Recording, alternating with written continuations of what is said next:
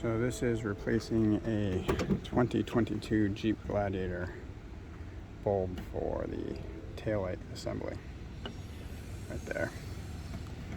Grab a 5/8 socket. You'll see two spots. Pretty simple. Take that one out. Take that one out.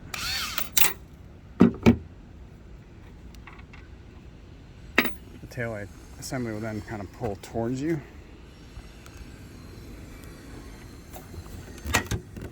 So it pulls out in the back, which that little nub right there kind of fits in that pop socket. So you can just pull right back towards you.